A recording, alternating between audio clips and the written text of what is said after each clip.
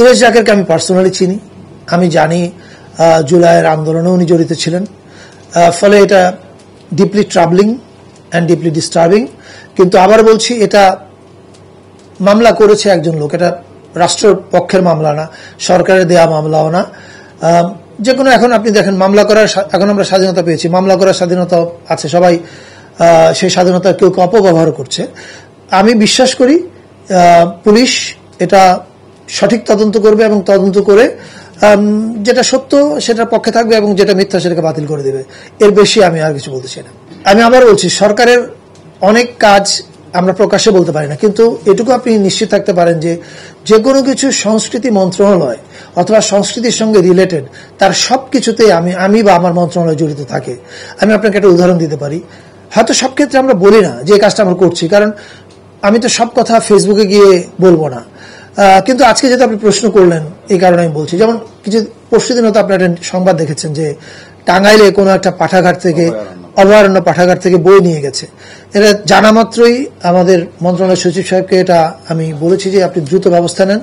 উনি স্থানীয় প্রশাসনের সঙ্গে কথা বলেছেন এবং গত 2 দিন কাজ করার পরে গতকালকে রাতেই যে ঘটনা ঘটেছে, যতগুলো বই নিয়ে যাওয়া হয়েছিল, যারা নিয়ে গেছে তারা সবাই ওই পাঠাগার এবং যারা বই নিয়ে গেছে তারা পারস্পরিক ভুল বোঝাবুঝি মীমাংসা করেছে, তারা দুঃখ প্রকাশ করেছে এবং তারা সমস্ত বই আবার ওখানে ফেরত দিয়ে এসছে।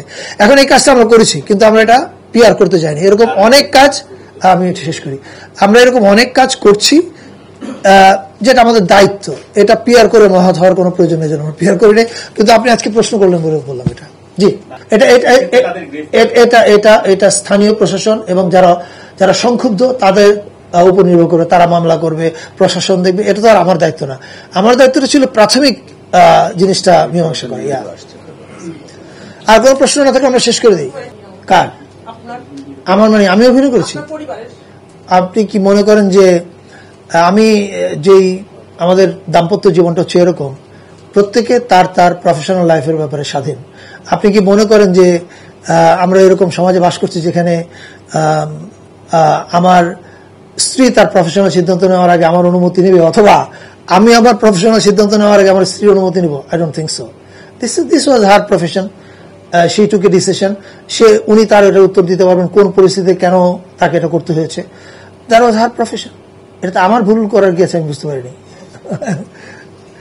ওকে, আর কোন এটা মন্ত্রণালয় তো আবেদন করে না, তো ঢাকা বিশ্ববিদ্যালয় চালকরা আবেদন করেছে।